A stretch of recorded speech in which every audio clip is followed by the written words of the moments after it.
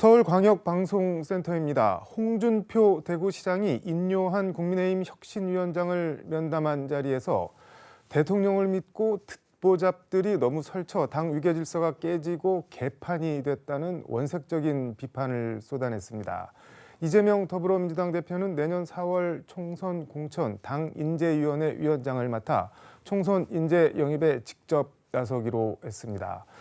이슈와 주도권을 선점하기 위한 여야의 삿바 싸움이 팽팽한데 김병민 국민의힘 최고위원과 함께 정치권 현안 이슈 여당 입장 들어보겠습니다.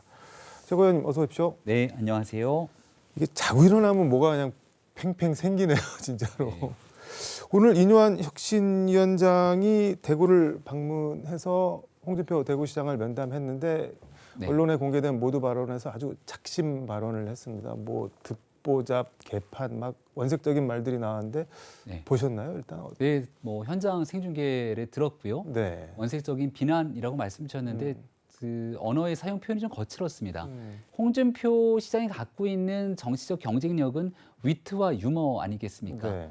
그런 측면들을 오늘 인요한 위원장이 좀 기대를 했을 텐데 그런 평소에 가지고 있었던 위트와 유머 대신 네. 다소 거친 언어들이 사용되면서 썩 보기 좋은 모습은 아니었다 이렇게 생각을 합니다. 뭐 대통령 믿고 뭐 초선 뭐 죄송한 말씀이지만 원내들이 뭐 설친다, 뭐 그 당의 위계질서도 깨지고 뭐 개판이 됐다, 뭐 이렇게 진짜로 원색적으로 하던데 네. 듣보잡이 설친다. 이거는 뭐 어떻게 봐야 될까요? 과거에 박근혜 정부 시절에 유승민 당시 의원이 음. 청와대 얼라들이라는 표현을 쓰면서 네. 당시 엄청난 당과 또 청와대의 분란들이 국민 앞에 여과 없이 보여줬던 적이 있죠. 웃음 속에서 뼈 때리는 말이 그 안에 녹아들도록 얘기를 했을 때 그 말이 훨씬 더 국민들께 울림 있게 다가오는 거거든요. 이런 식으로 원색적인 비난들을 당과 지도부 또 국회에 있는 원내 의원들이 향해서 쏟아내게 된다면 언젠가 또 당에서 중요한 역할을 하실 당의 어른이고 원로라면 인요한 위원장이 품넓게 웃으면서 가서 네. 이야기를 했을 때 지난날 부산에서 인요한 위원장 향이 영어로 응대했던 이준석 전 대표와 홍 시장이 무엇이 다른가? 라고 하는 비판에도 직면할 수 있기 때문에 네. 다소 조금 아쉬움이 남는 만남이 아니었나 생각합니다. 뭐 말은 아주 거친데 별로 뭐 크게 아프진 않았다, 뭐 그런 느낌이신 것 같네요. 네, 원래 그 뼈 아픈 말들은 많은 대중들이 공감하는 가운데서 나오게 되거든요. 웃으면서도 충분하게 묵직하게 거기에 울림 있는 메시지를 전달할 수 있을 텐데 원색적인 비난들이 일단 앞서게 되면 국민들이 입으로 꺼내기조차 참 민망한 언어들만 결국 그 언저리에 남게 되는 것 아니겠습니까?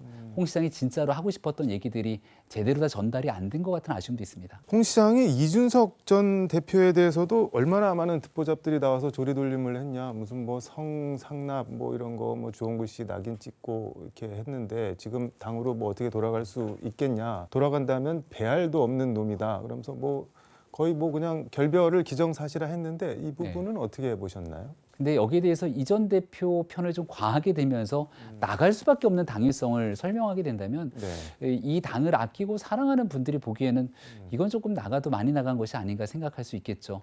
그렇다고 홍 시장이 얘기했던 얘기가 온전하게 이준석 전 대표 편을 드는 얘기냐라고 하면 느닷없이 과거에 있었던 이 성과 관련된 문제를 다시 수면 위로 올리지 않습니까?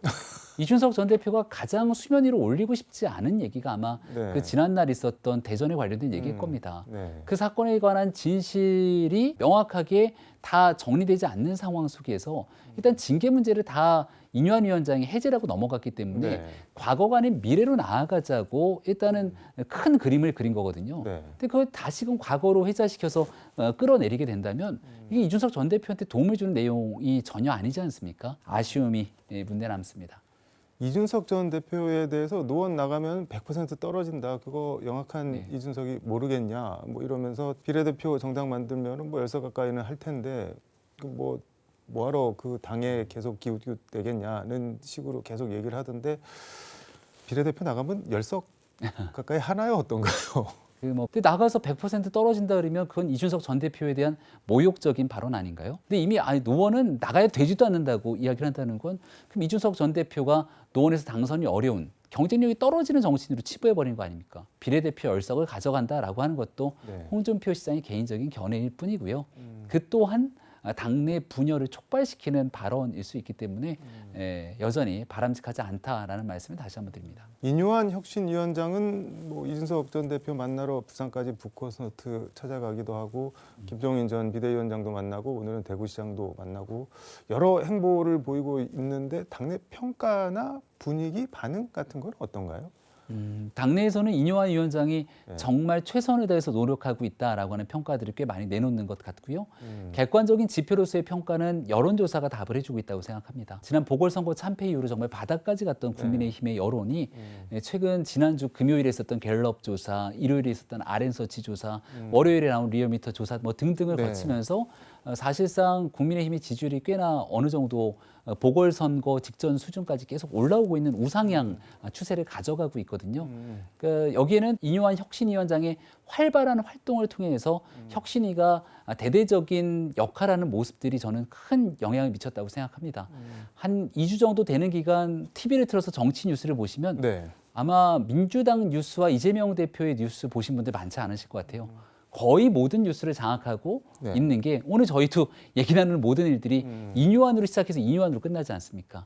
그래서 그런 인요한 위원장의 혁신적 활동과 결과물들이 국민께 이 당이 변하려고 하는구나라는 진정성을 일단 주고 있다고 생각합니다. 이준석 대표 찾아갔을 때 그 환자 발언이 나왔었잖아요. 뭐 환자는 서울에 있다. 그러니까 인요한 위원장이 아픈 사람이 부산에 있는데 뭐 끝까지 자기가 뭐 좀 보살피겠다 뭐 이런 취지로 또 얘기를 했고 또 김종인 위원장은 환자는 국힘이다. 그 대통령이 고치셔야 된다. 또 뭐 이렇게 얘기를 했고 박지원 전 국정원장은 지난주 여기 여의도 초대석 나와서 환자가 뭐 누구긴 누구냐 윤석열 대통령이지 뭐 이렇게 얘기를 하고 정치권의 때 아닌 환자 논란이 벌어지고 있는데 어떻게 보고 계신가요? 지금 독감 환자들이 많고요. 제가 엊그저께 이준석 대표 만나니까 감기에 좀 걸린 것 같아요. 목소리 좀 많이 쉰 것 같고. 그래서 뭐 이렇게 건강이 안 좋은 사람들은 조금 더 휴식이 필요하고도 할 텐데 정치권에 있는 사람들을 일컬어 아픈 사람, 환자 취급하게 되는 정치는 이건 사실은 해서는 안 되는 정치적 언어 문법이 아닌가 생각합니다. 이 전 대표가 지난날 안철수 의원이 이 전 대표 징계해야 된다 이렇게 하면서 서명도 받고 그러면서 기자회견을 하고 나서 여기에 대한 기자들의 질문에 대해서 이 전 대표의 답변이 아픈 사람과는 상대하지 않는다. 그러니까 환자를 연상하게 되는 이 모든 발언들이죠. 그러니까 그 다음에 이 아픈 사람을 상대하지 않겠다는 내용들이 굉장히 정치적으로 이 전 대표를 오히려 궁지에 몰아넣을 수 있기 때문에 이 전 대표가 이런 환자, 아픈 사람 등에 대한 표현을 하면 할수록 정치적인 본인의 공간들이 좁히는 거거든요. 그래서 이런 일들은 앞으로 정치권에서 좀 나오지 않았으면 좋겠다라고 하는 얘기를 다시금 드리고 싶고요.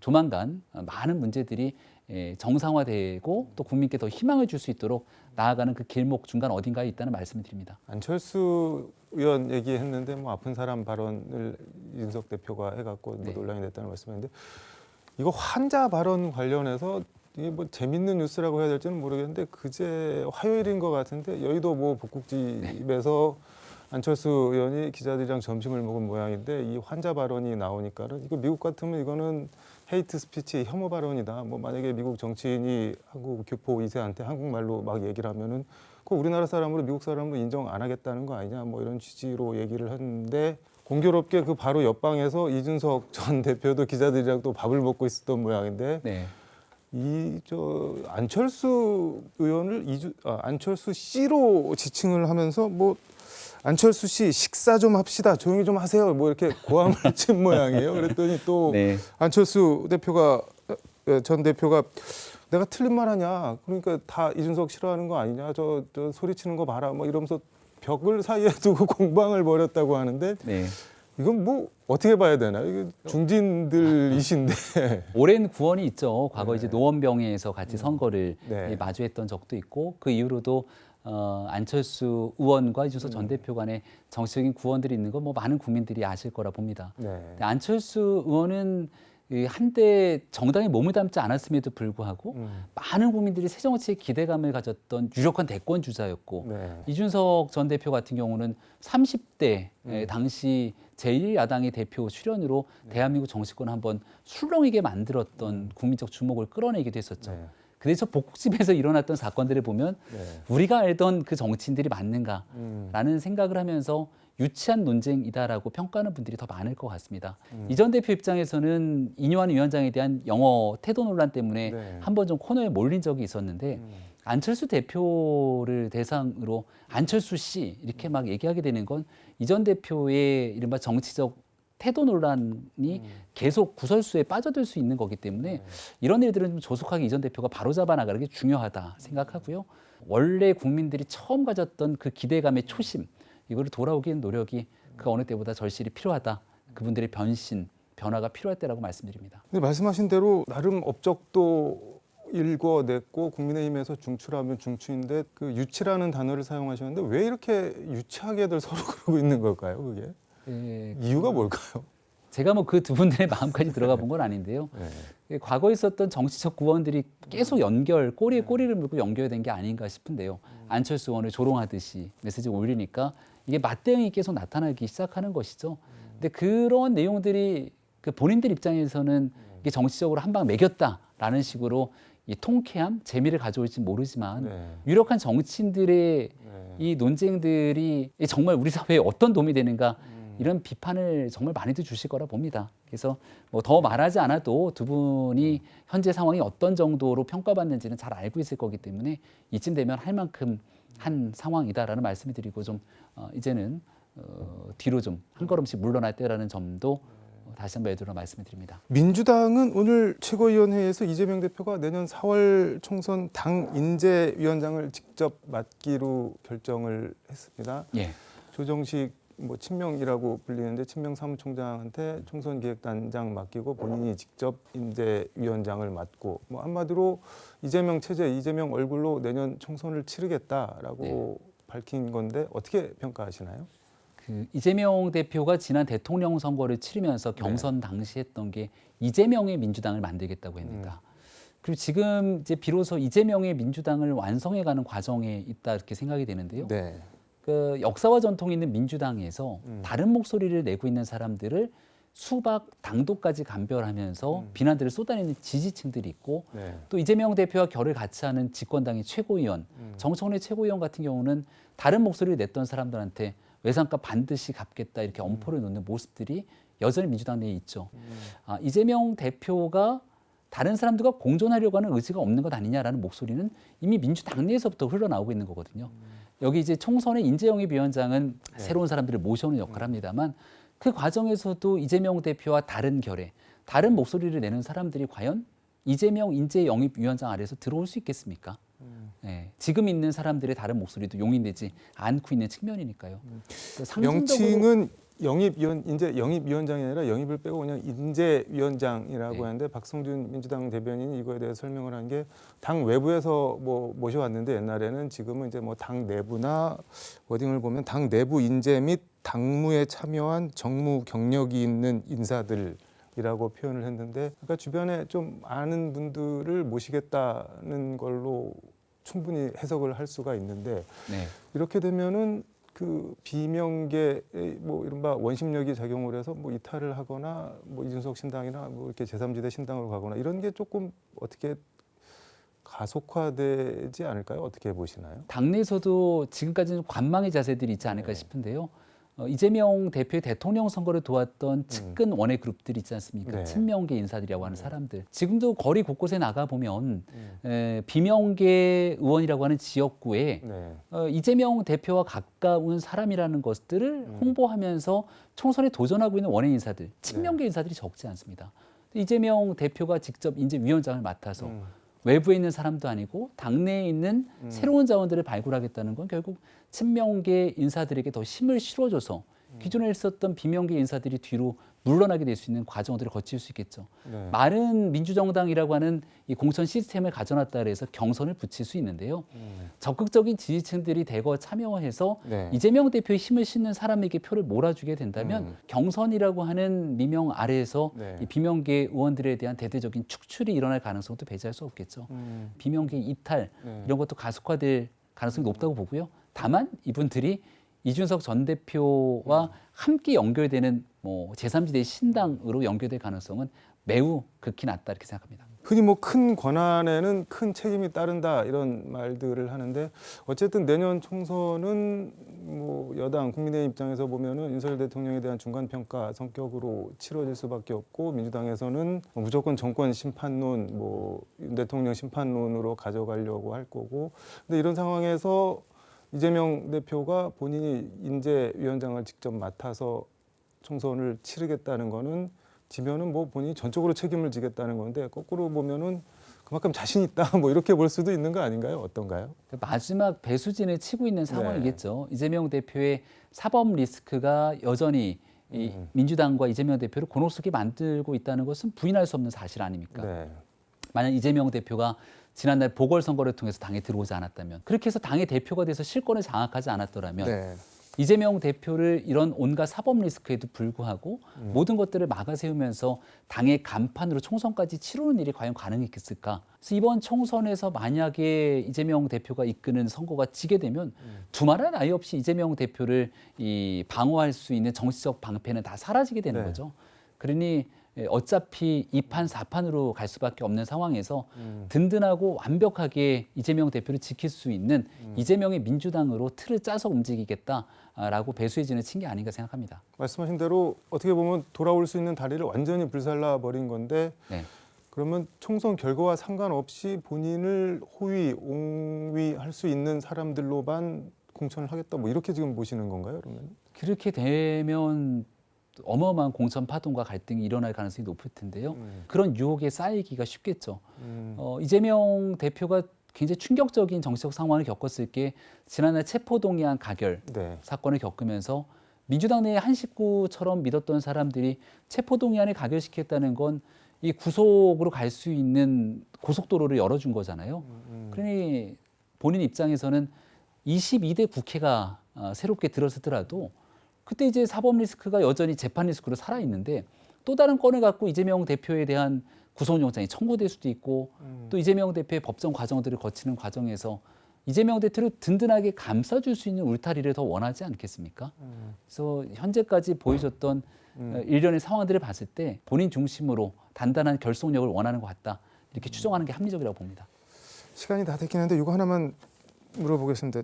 조국 전 법무부 장관이 김어준 유튜브에서 비법률적 방식으로 저의 명예를 회복하는 길을 찾아야 하지 않나 뭐 이렇게 얘기를 했는데 총선에 나오겠다는 걸로 다 해석들을 하고 있는데 어떻게 평가하시나요? 네, 이제 1심 재판 결과만이 나왔을 뿐 네. 2심과 대법의 판단이 남아 있고 정치에 출마할 수 있는 정치적 참정권의 자유는 뭐 누구에게나 다 네. 주어진 자유고 권한이겠습니다만은 만약에 국회에서 당선이 됐다 하더라도 2심, 3심에서 1심 결과가 그대로 유지가 되게 된다면 국회의원직을 내놔야 되는 거잖아요. 근데 이런 과정들은 누구를 위해서 정치를 하겠다는 것인가 고민해 보면 딱 단 한 사람, 본인 말고는 우리 사회 공동체에 어떠한 플러스 요인도 없는 거거든요. 오히려 사회적 혼란만 가속화시키고 사법적인 법치주의 시스템을 완전히 무너뜨리려고 하는 시도로 비춰질 수도 있는 과정이라고 봅니다. 그래서 조 전 장관이 원한다면 뭐 당도 만들고 출마도 가능한 일이겠습니다만 조 전 장관 개인에게도 중장기적으로 봤을 때 그렇게 이로운 일이 아닐 거고요. 만약에 그렇게 결행하게 된다면 가장 곤혹스럽고 부담스러운 사람들은 민주당이겠죠. 민주당 내에 있는 인사들에게도 엄청난 정치적 부담과 짐을 함께 나누는 일이라고 생각합니다. 말씀하신 대로 조국 나오면 땡큐, 뭐 조나땡, 추나땡, 요새는 송영길 전 대표까지 해서 뭐 네. 송나땡 이렇게 하는데 나오면은 그럼 국민 입장에서는 좋은 거 아닌가요? 근데 그런 게 있죠. 조 전 장관을 비롯한 강성 이 팬덤을 갖고 있는 정치인들이 출마하게 된다면 또 그분들에 맞서서 강력한 정치적 이 대결 구도가 형성이 되게 될 텐데요. 그러니까 민생이 어렵다 얘기를 하고 우리가 저출산을 비롯한 기후 위기부터 국가적 위기 아젠다들을 극복해내기 위한 새로운 시대 과제를 가져가야 된다고 하는데 네. 그분들이 나오면 다시 과거로 회귀하는 겁니다. 그러니까 그분들과 다시 맞대결하게 되는 극단적인 대결 정치가 다시 대한민국 사회에 새로운 이슈로 떠오를 수 있고요.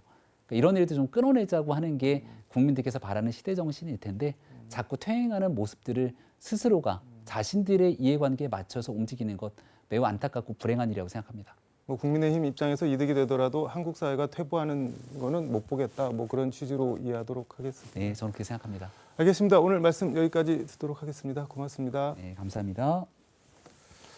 지금까지 서울광역방송센터에서 김병민 국민의힘 최고위원과 함께 전해드렸습니다.